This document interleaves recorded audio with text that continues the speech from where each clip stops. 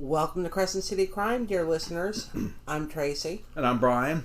And we want to thank everybody who has been joining us. And if you are new here, welcome. We deeply appreciate your support. Welcome, listeners. And of course, word of mouth is always helpful. So be sure to tell your friends about us. And be sure to tell your enemies, especially your enemies. Any ratings or reviews that you would like to give us would be very helpful. And if you're not subscribed to us, why the heck aren't you? We are on just about every podcasting platform you could think of. We are also on YouTube. If you would like to subscribe to us there, feel free. And I'm sure that, as everybody knows, Alex Murdaugh was found guilty last week in this. It's a case that has a lot of moving parts.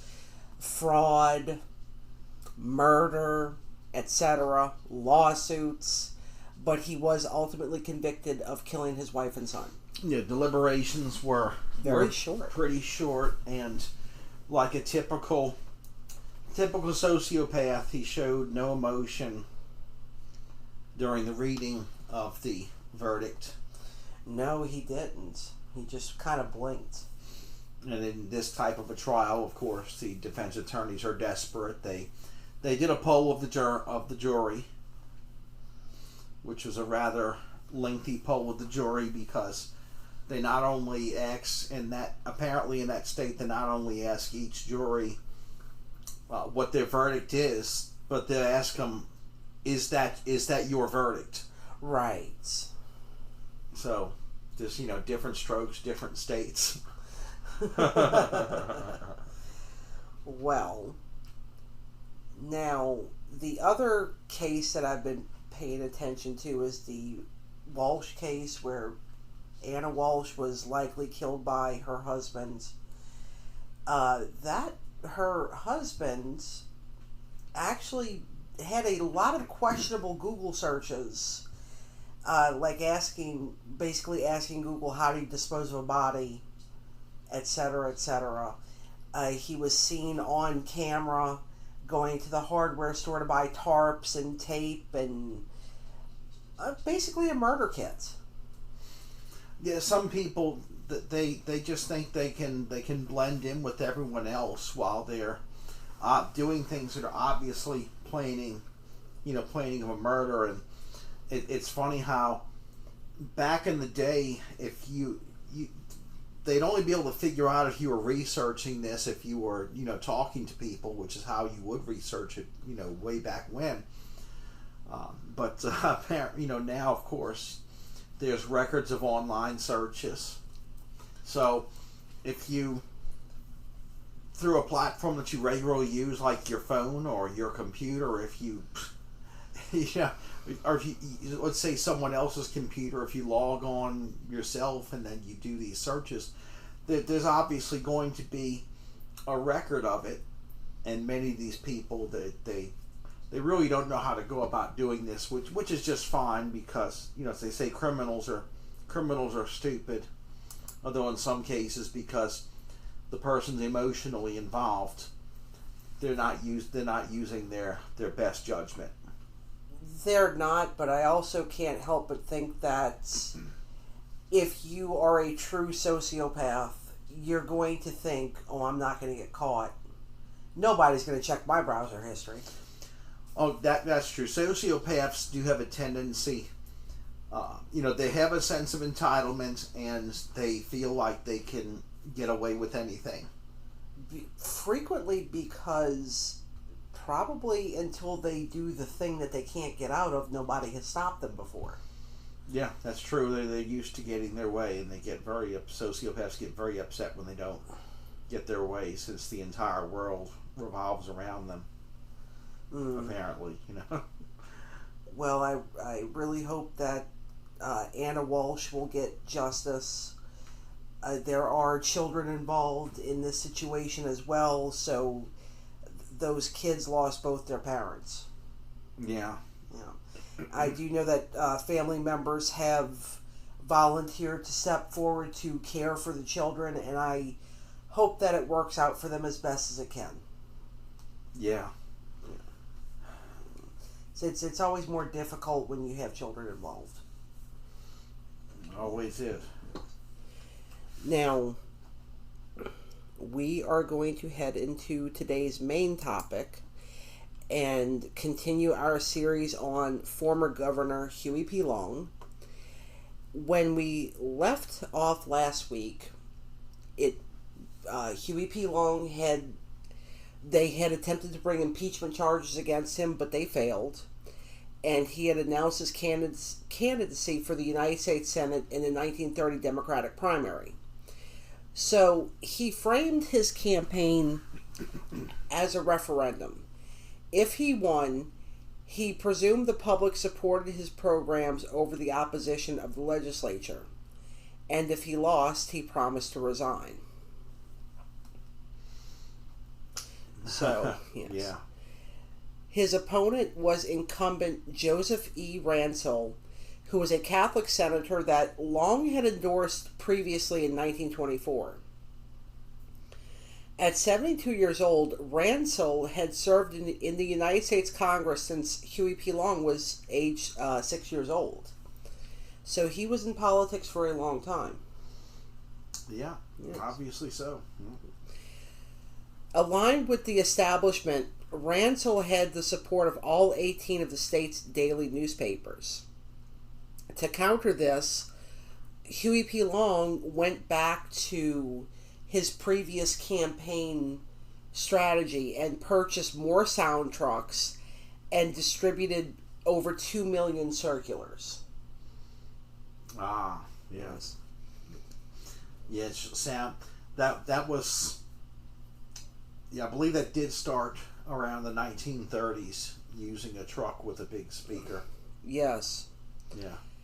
And this campaign was vicious. I know that you could say that about a lot of campaigns, but, well, you know, back then, these things were considered more of a form of entertainment than they are today, because we were not as... You didn't have as much things competing for your attention back then as you do today. Yeah. Right? No, so, sure didn't. One of Huey P. Long's critics, Sam Irby, was set to testify on Long's corruption to state authorities, but he was abducted by Huey P. Long's bodyguards shortly before the election, and he was held captive over the span of 4 days, and he was let go after the election. Yes, his bodyguards kidnapped a critic. Now, Huey P. Long's bodyguards also forced Sam Irby to give a radio address in which he pretended to confess that he had actually asked Huey P. Long for protection. The New Orleans mayor at the time, T. Semmes Walmsley, called it the most heinous public crime in Louisiana history. Yeah, I would think so. But ultimately, on September the 9th, 1930, Huey P. Long won the race by 57.3% of the vote. Immediately following the election, there were accusations of voter fraud against Huey P. Long, and voting records showed people voting in alphabetical order. Amongst them were celebrities like Charlie Chaplin, Jack Dempsey, and Babe Ruth. Wow. Yes. Now that is actually for real voter fraud. Yep. Now the Senate term began on March the 4th, 1931, and Huey P. Long completed most of his 4-year term as governor, and that did not end until May of 1932. He declared that leaving the seat vacant would not hurt Louisiana. He said that with Ransell as senator, the seat was vacant anyway. By occupying the governorship until January 25th, 1932, Huey P. Long prevented Lieutenant Governor Sear, who threatened to undo Long's reforms, from succeeding him in the office. And in 1931, Sear learned that Long was in Mississippi and declared himself the state's legitimate governor. How do you think Huey P. Long took this? Not very well. You would be correct. He did not take it very well. Yeah. Huey P. Long ordered National Guard troops to surround the Capitol to block Sears' coup d'etat, and he petitioned the Louisiana Supreme Court. And once again, Long successfully argued that Sear had vacated the office of lieutenant governor when trying to assume the governorship, and the court ejected Sear. Yeah. Yeah, Long was kind of a narcissist there. Yeah. Kind of. Yeah. Man, I believe he was a big-time narcissist. Yeah. Now that he was governor and senator-elect, and since his enemies were vanquished for the moment, Huey P. Long returned to completing his legislative agenda with a vengeance. He continued his intimidating practice of presiding over the legislature. He would yell, "Shut up," or "Sit down," whenever legislators voiced their concerns. And perhaps even more incredibly, he managed to pass 44 bills in just 2 hours. Wow. This was averages one every 3 minutes. That is incredible. It is incredible. I can't imagine that there was enough time for debate. No, there wasn't. But he said that the ends justify the means. Not really a great approach in a democracy. No, I agree. That's road to hell right there. So Huey P. Long endorsed candidates that supported him, and he would, he would also schmooze others with favors. He often said that his legislature was the finest collection of lawmakers that money can buy. Well, he wasn't trying to hide it. No, he was very open about it. He organized and concentrated his power into a political machine, a one-man operation. He placed his brother Earl in charge of allotting patronage appointments to local politicians and signing state contracts with businessmen in exchange for loyalty. Long appointed allies to positions that they would deliberately neglect their work unless the companies that they oversaw donated to the campaign fund. And of course, this caused his opponents to again claim that he had become the virtual dictator of the state, which I agree with that. Yeah, definitely. Now, in the 1930s, of course, the Great Depression happened. And to address the cotton prices lowered, so there was a great surplus during this time. So Long proposed that the major cotton-producing states mandate a cotton holiday. This would ban cotton production for the entire year. And he further proposed that the holiday be spread internationally. Some nations, such as Egypt, supported this measure. In 1931, he convened the New Orleans Cotton Conference. This was attended by delegates from every major cotton-producing state. The delegates agreed to codify Long's proposal into law on the caveat that it would not come into effect until states producing 3/4 of the United States cotton passed such laws. Louisiana unanimously passed this legislation, but when Texas, the largest cotton producer in the United States, rejected the measure, the movement collapsed. Don't mess with Texas. While some politicians would have been ruined by such a defeat, this transformed Huey P. Long into a national figure, and this also cemented his image as a champion of the poor. Yeah. That was something that kind of distinguished him from other politicians who were crooked. He actually tried to help the poor. Well, it's kind of a parallel to former Governor Edwin Edwards as well. Yeah. Right? Who we discussed a few episodes ago. is that, Edwin Edwards was also somebody who he shared the wealth. He tried to make everybody happy. Yeah, and he was quite good at that. Yes. Now, as the Great Depression dragged on, Huey P. Long continued to politic. He gave colorful speeches that denounced wealth inequality, and he would also criticize the leaders of both parties for failing to address the crisis. He especially targeted Senate Democratic leader Joseph Robinson of Arkansas for his apparent closeness with President Herbert Hoover and big business. And we are going to be back after this quick break. And we are back.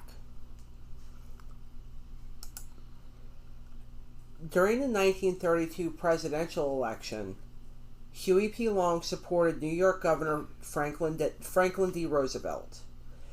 At that year's Democratic National Convention, he kept the delegations of several wavering southern states in the Roosevelt camp.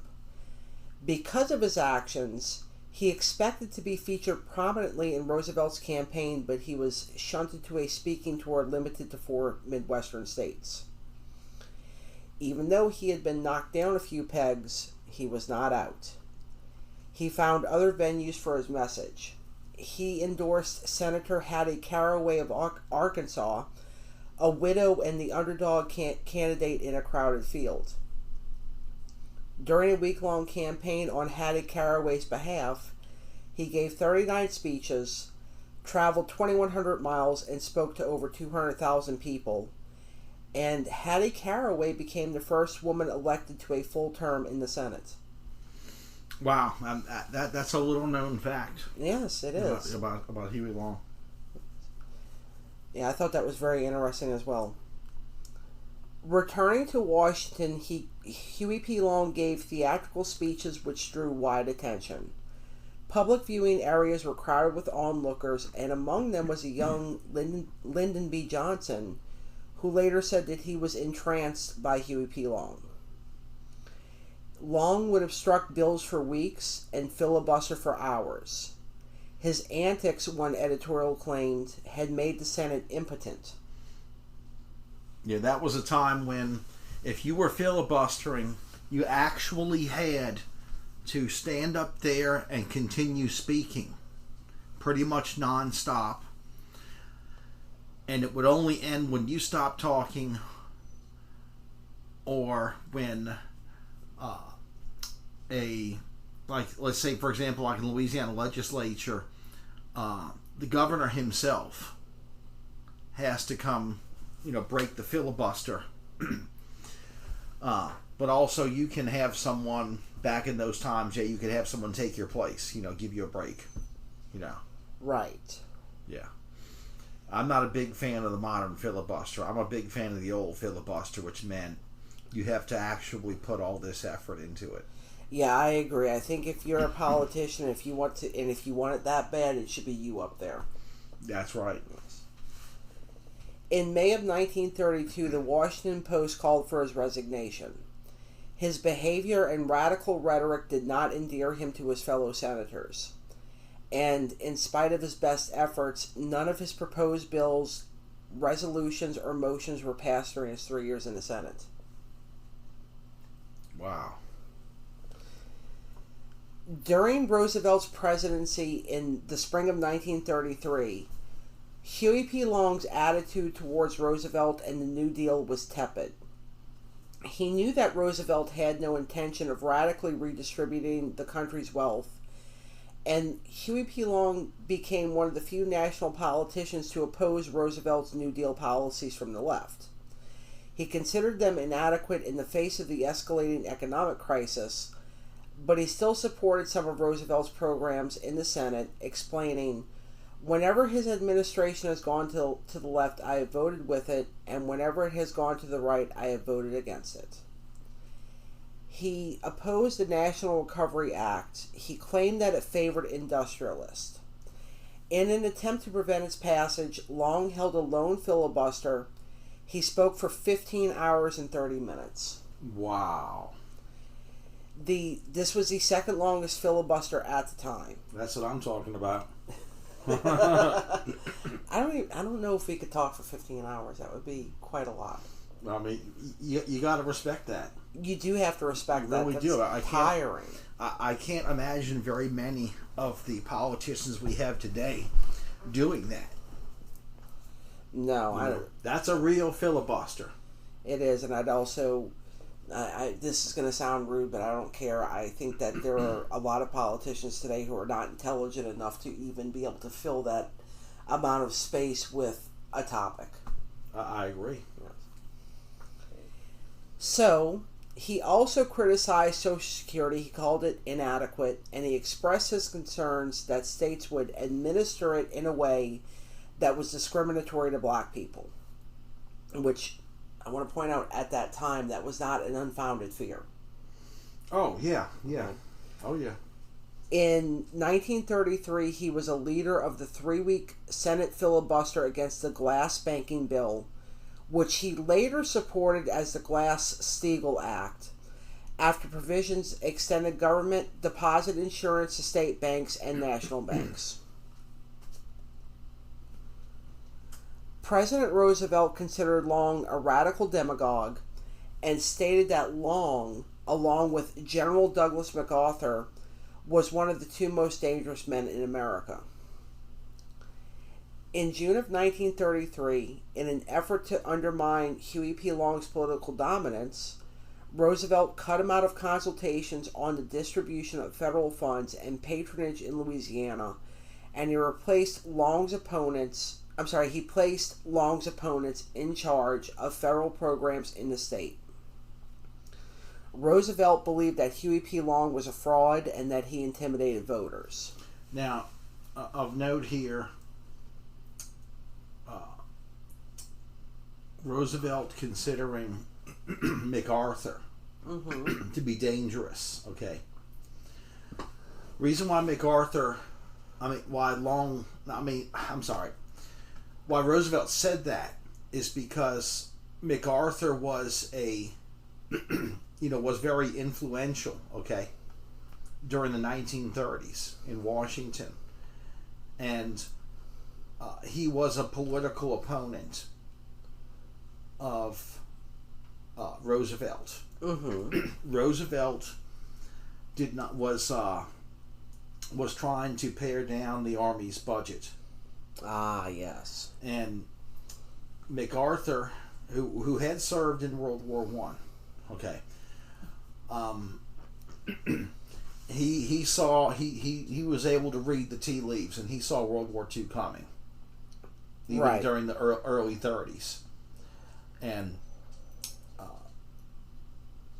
after Roosevelt was in office, prior to World War II, they argued. They argued over Army policy and budget. Yeah. MacArthur even prophesied then that the blood of many a young soldier would be on Roosevelt's hands. Oh, he wasn't wrong. No, that's true. Yes, yeah. North Africa. Beginning of our involvement in World War II in Europe and Africa, the North Africa campaign started off as a disaster. Under Roosevelt, which General Patton and General Montgomery from England, they were the ones who were able to right the ship in North Africa. Would it surprise you to learn, or would it surprise you if you learn, Brian, that Roosevelt had Long's finances investigated by the IRS in 1934? No, wouldn't surprise me at all. The more powerful the federal government has become, the more ripe it's become for abuse of power by political figures, which we've seen numerous times, and arguably with every presidential administration. You have a point. The IRS ultimately failed to link any of Huey P. Long's finances personally to any illegal activity, but some of his lieutenants were charged with income tax evasion. Yeah, well, this is typical. Whereas people who work for someone who is so powerful, they're the ones, they make sure that they're the ones who get their hands dirty, so that anything incriminating is pinned on the people who work for you instead of you personally. But that is part of their job, is to keep you clean. That is part of their job. Yeah. In spite of controversy, Huey P. Long continued to maintain effective control of Louisiana. He chose his childhood friend Oscar K. Allen to succeed the previous governor, Alvin Olin King, in the January 1932 election. With the support of Long's voter base, Allen won easily, and Oscar K. Allen became widely viewed as a puppet who dutifully enacted Long's policies. When Long visited Louisiana, Allen would relinquish his office for the senator, working instead at his receptionist's desk. Although he had no constitutional authority, Long continued to draft and press bills through the Louisiana state legislature. One of the laws passed was what Long called a tax on lying. It was a 2% tax on newspaper advertising revenue. Oh. In 1934, Long and James A. Noe, an independent oil man and member of the Louisiana State Senate from Ouachita Parish, formed the controversial Win or Lose Oil Company.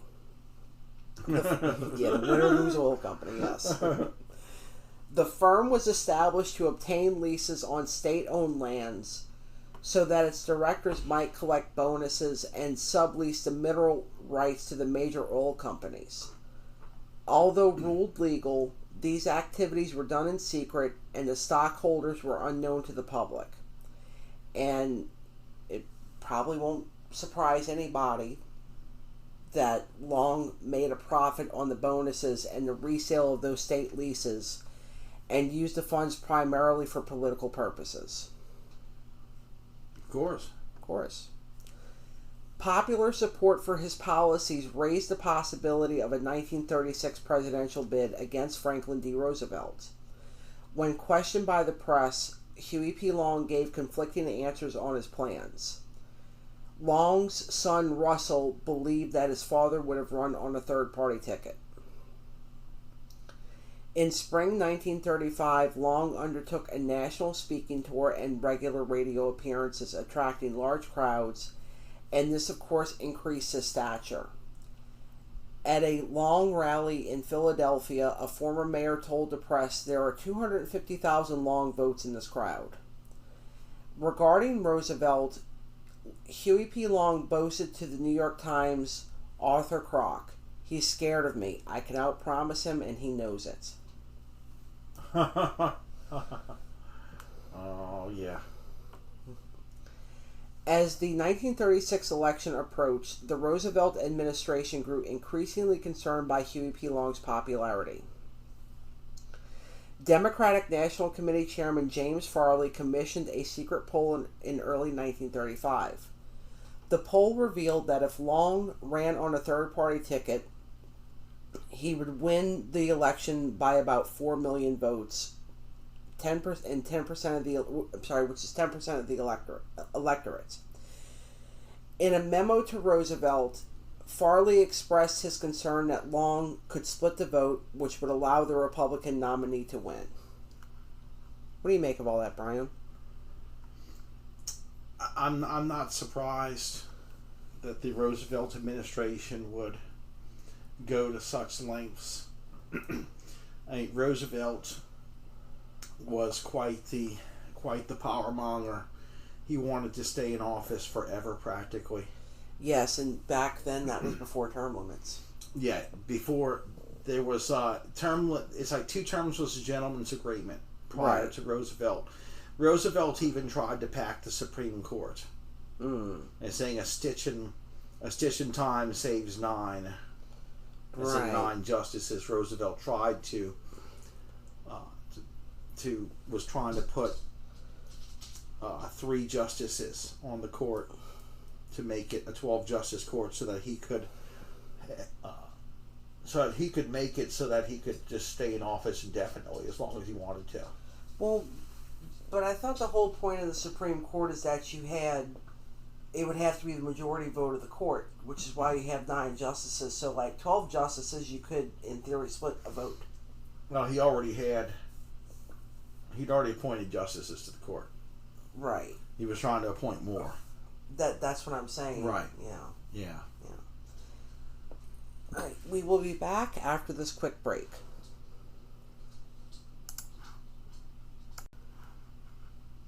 And we are back.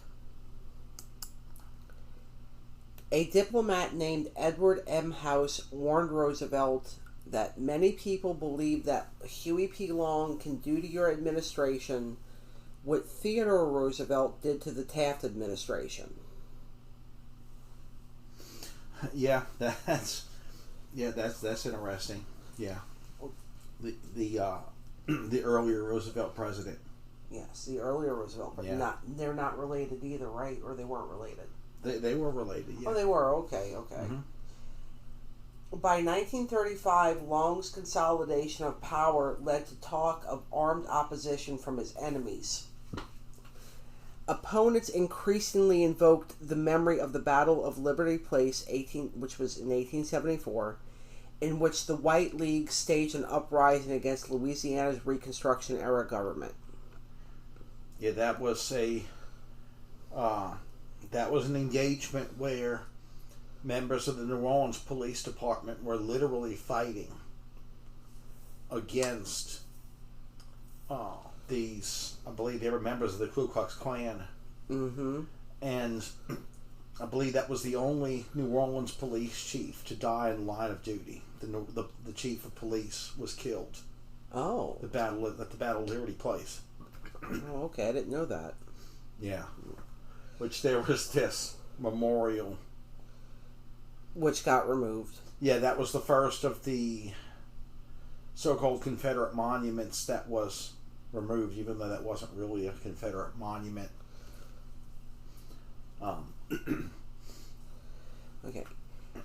In January 1935, an anti-Long paramilitary organization called the Square Deal Association was formed. Its members included former governors John M. Parker and Ruffin Pleasant and New Orleans Mayor T. Semmes Walmsley. Standard Oil threatened to leave the state when Long finally passed the 5 cents per barrel oil tax for which he had been impeached in 1929. This concerned the Standard Oil employees, and they formed. This is what led them to form the Square Deal Association in Baton Rouge.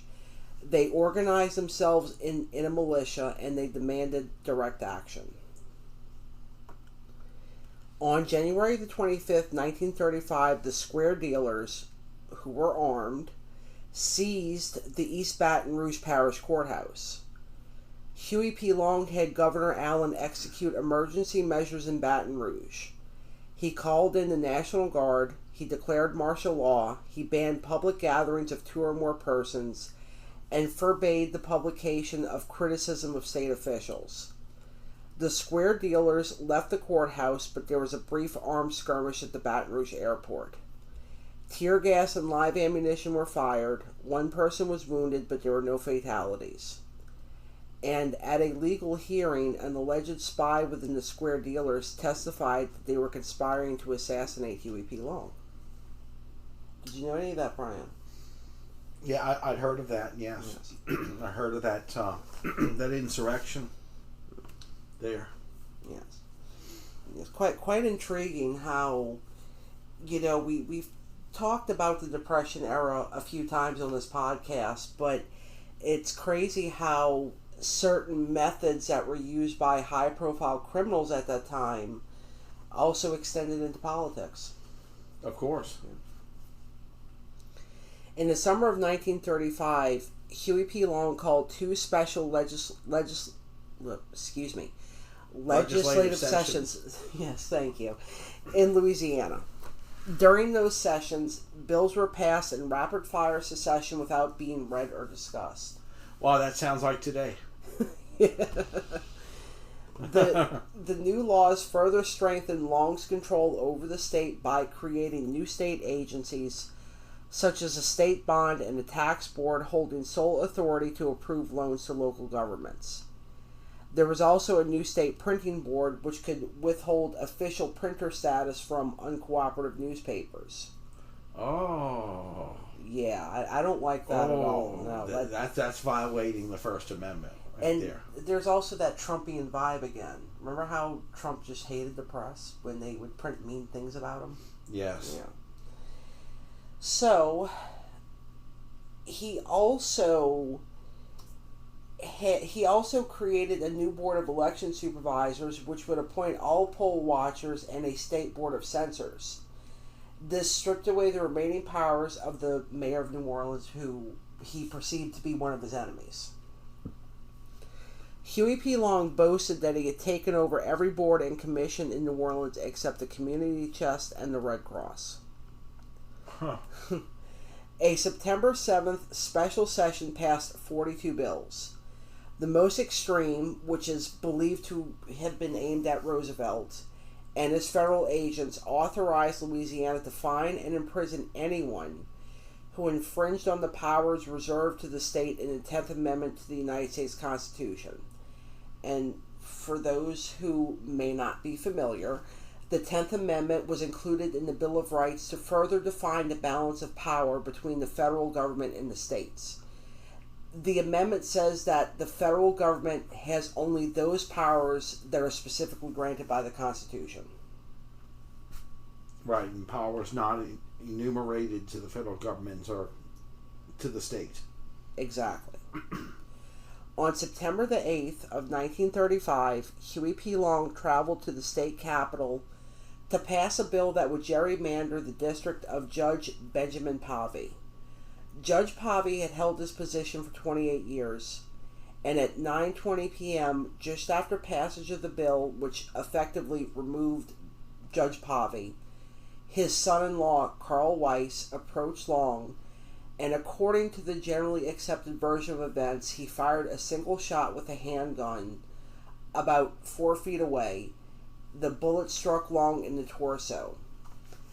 Long's bodyguards, who were, by the way, nicknamed the Cossacks or Skull Crushers, yeah, fired at Weiss with their pistols and killed him. And an autopsy found that Weiss had been shot at least 60 times. And even though he was shot, Huey P. Long managed to run down a flight of stairs and across the Capitol grounds to get a car to take him to Our Lady of the Lake Hospital in Baton Rouge.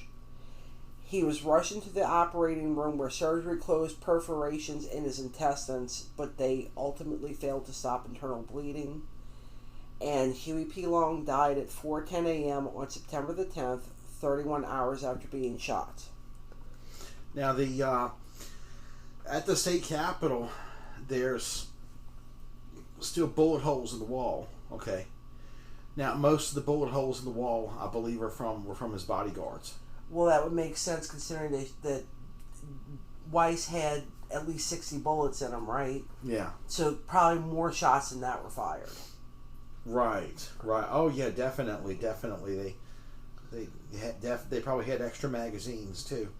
But the handgun that was used to assassinate Huey P. Long was actually purchased in Europe in 1930 by the assassin for like $25. Okay. Right. So, but that's like 5 years before, so it wasn't. He'd had the gun for 5 years, so I don't think it was his plan to use it to assassinate Long when he purchased it. But it was an FN, as in Fabrique Nationale of Belgium, model 1910, manufactured from 1910 to 1983, believe it or not, in both 32 caliber and 380, which have been throughout the 20th century very popular calibers in Europe, especially of police and military. Okay. And interestingly enough, the same model of handgun turned up in two other assassinations, like in it was in 1932. This Russian national assassinated the president of France with the same very same model handgun in .380, and an Archduke Franz Ferdinand in the year 1914 was assassinated using one of these. And it had only been manufactured for 4 years. Oh, okay. And so that's this gun's linked to two very famous assassinations: the assassination of Archduke Franz Ferdinand, which precipitated World War One, of course, and the assassination of Governor Huey P. Long. Right. Interestingly enough, one of these assassinations helped to write history that would change the shape of 20th century Europe and the entire world. Okay. And the other one wound up being preemptive. So we don't know what would have happened with a Huey P. Long presidency. No, we don't. But so it's kind of like history was written with one of these model 1910 FNs, okay, and seemingly erased with another one. Like, you can argue the timeline got changed. Quick, Marty, get to the time machine.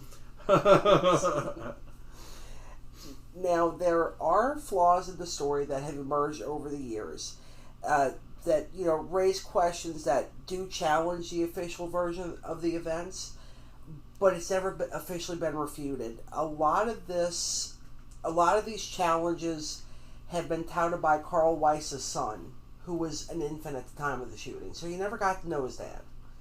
But he said that he does not believe that his dad was a bad apple. However, I feel like if you think about the fact that there were witnesses, right? I mean, bodyguards are witnesses. Right. And I don't believe that his bodyguards would have just opened fire on him for no reason whatsoever. He probably did something to cause them to open fire. Yes. I don't believe that theory that his bodyguard shot him. No. Yeah, I don't believe that. He shot only once. Right. He did shoot him only once. Right. Or fire only one bullet. Yeah. So he was shot. If that's true, he would have been hit more than that, because if his bodyguards were able to shoot Weiss over 60 times. Right. Yeah, I think they knew I think they were pretty good. I think they were hitting what they were shooting at, pretty much. As I recall, I think there was only 4 bullet holes. Okay. That's my personal recollection from a high school field trip. No, not a high school field. Elementary school field trip, but I think there was only 4 bullet holes. The Capitol walls. Okay. So I don't think they missed him. They missed Weiss all that much. No, I don't think they did either. And I'm also guessing that it might have been a kind of a close range. And that there were no other bystanders hit, right? No other bystanders. There were no bystanders hit. So that also kind of invalidates that theory that his own bodyguard shot him. Yeah, right. Yes. Now, the Huey P. Long supporters had long labeled their opponents the assassination party. Okay, and this was something that had come up with before, as we just discussed. That there was a faction that did try to kill Huey P. Long earlier. Yes. Yeah. Mm-hmm. So, it was. I really don't think any of Long's supporters would have killed him, especially since there was a vested interest in keeping him in office. Oh yes, yeah. He took care of his supporters. Yeah. So why would they kill the Golden Goose? No, they sure wouldn't, especially during. You're being taken care of by a political candidate during the Depression era. Yes. You're going to guard that person with your life. Yes. But, Huey P. Long, even though he has been gone for a long time, many of his policies have still remained in place. Many of the bills that he passed are still a part of Louisiana politics. And nobody can deny that he had a great impact on the state for good or for ill. Yeah, he was good for Louisiana. Yes, generally he was good for Louisiana, even though he might not have been the best person at heart. Yeah, he was no angel, he was no saint. No. No, he was not. Do you have any final thoughts before we wrap up for the day? It's intriguing and it's sad at the same time that assassinations, that it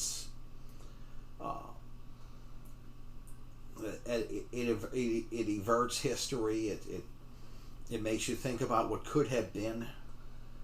Yeah, but if you keep thinking about the what ifs, it could drive you crazy. Yeah, that's quite true.